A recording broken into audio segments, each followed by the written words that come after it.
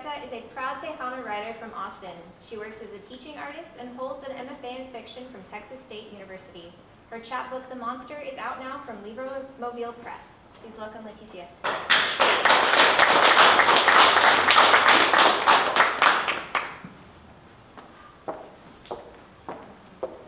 Thanks again to Julie and Malvern. I love reading here, and I just love the community here. I'm going to read from my chapbook, The Monster. LibroMobile Press is a small press out of Santana, California, run and founded by my good friend, also a friend of others in this room, Sara Garcia. And this is a short story that she decided to publish. It was originally published as a school project by my friend Anita at the University of Houston and illustrated by an artist from Houston, Lucero Hernandez, who you can follow on Instagram. And I just think that the illustrations came out really cool. I wrote this in 2016, early 2016, and I wish that it was no longer relevant, but it's even more relevant now, I think, than ever, and that really breaks my heart. I was a bilingual teacher for many years, and I worked with undocumented students and families, and having kind of dealt with that in my own family as well. This was a reflection of the experience from a child's point of view in a detention center. I'm just going to read a small portion.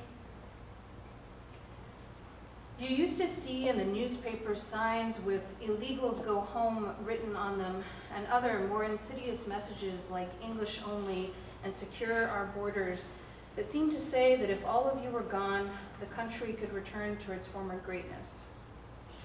Here, there isn't much to read. You used to be able to bring books home by the armload from the school library. The librarian was an understanding woman, and she spoke Spanish. She showed you the books in Spanish, and when you read almost all of those, the librarian encouraged you to read the new books in English that she ordered. Some books she gave you even had English and Spanish together, switching back and forth on the page like feet hopscotching from side to side, guided by the same brain.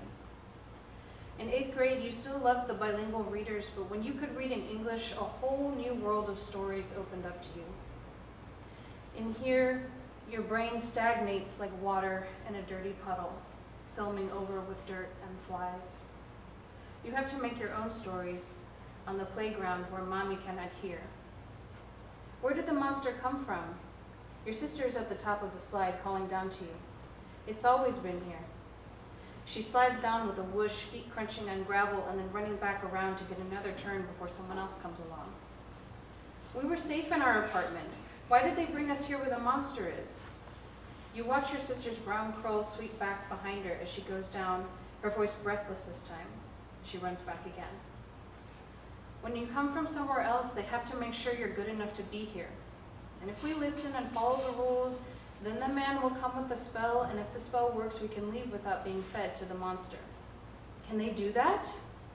You yank her feet down and you both fall to the ground, hugging her to you. That's not going to happen to us.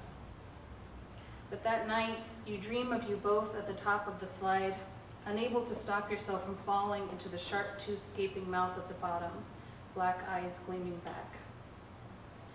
In school, the classes are divided amongst a few different teachers. You're in the upper grades class, but there are still kids of all different ages there. The class takes place part of the day in Spanish and part in English, a weird hodgepodge of reading workbooks, copying sentences, and language activities. Because you know English better than most, your teachers give you a packet of math problems to do. They're for 6th graders, equations you mastered 2 years ago, but you do them anyway, and then you read a battered copy of A to Z Mysteries that you liked back when you were first learning the language. Your teacher, a fragile-looking white woman, is sweaty, always up and moving, trying to assist each student in a new state of boredom or chaos. You can't blame a teacher for not teaching when she's busy just trying to keep things from falling apart. The girl who sits next to you, a recent arrival from Honduras, finishes her work quickly and says, "I hear your English," wanting you to read the mystery book aloud, leaning her head on her hands in an expectant pose. You do, and you can almost see your words seeping into her ears and floating up into her brain. Sometimes you sit together on the floor by the window, on the cold tile so that your friend can follow along with the words. Even if they have no meaning yet, this girl sweeps her finger under each line and mumbles along. In the noisy chaos of the classroom, the only place besides the playground where kids are allowed to be loud, you go undisturbed for at least an hour. She tells you stories of Honduras, of their family and who were left behind. La Bestia is the train we go on to get here, she says, and mimics the snaking movement of the train with her hand. Why do you call it that? It's so long. Comes all the way from Honduras to Mexico. People die. You ask her to explain, but she doesn't have the words in English, and you have lost the words in Spanish to describe why people die on the way to los Estados Unidos. You've been speaking English too long. Instead, you begin to teach her words in English that you think she may need to know. More, help, please, cold, sick, hurts. In return for her story, you tell her about the apartment that Tia is keeping clean for you on your return. In this home, your American home, Mommy prepared the meals even after working all day.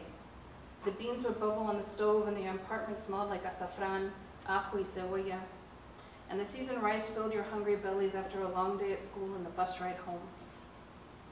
You could smell it even after the dishes were soaking in the sink, and then the three of you would crowd around together on the rented couch to watch TV. Your mommy liked watching those silly game shows on Telemundo that switched away when the news came on. Seeing bodies lying in the streets and hanging from bridges gave your sister nightmares. In the old complex in Mexico, the three of you left behind your tios, your primos, and your abuela sharing the same house. You remember the day when none of you could walk home alone anymore, when the narcos stood on the corner of the street with guns slung across their shoulders. A boy that you knew from the neighborhood joined the gang. He was only 11. You watched him walk around with wads of cash tucked inside his jeans, refusing to talk to anyone from the old vecindad, and somehow that hurt more than his arrogant swagger and how he threatened the little kids who walked by him. When you hurried past, before you started walking the long way home, he would look past you as though you hadn't shared books at school the year before. That was when Mommy decided to move you all the way north across the frontera. Mommy's sister got her a job at a Mexican restaurant making tortillas. After a day's work, they both came home smelling like maíz y harina, laughing when they walked through the door, even though their feet ached from standing all day, as if those moments made up for the years separated by fence and miles. But Tia has papers. On the way to school, Mommy was driving too fast, late to drop you off, running late for work when a policeman pulled you over. Her hand shook on the steering wheel, knowing she had no license to give the officer. She leaned through the window, staring her down, and looking at you in the front seat, your sister in the back, both strapped in, hands on your lap, quiet, and still he had you get out of the car and sit in the back seat of his car while he drove you to the police station. You sat with your sister on a wooden bench outside the room where they took Mommy to talk to another officer whose jacket said ICE. It was freezing sitting on the bench, and you thought that maybe the Iceman made it cold to punish people, though you couldn't think what Mommy had done wrong. You remember now that your greatest sadness was missing the 15 minutes in the morning that your teacher liked to spend reading aloud. That week, the class was reading Esperanza Rising. As you sat on the bench, holding your little sister's clammy hand, you pictured the cover of the book of Esperanza flying above the fields, away from the pain of not belonging and into the cloudless sky. Thank you.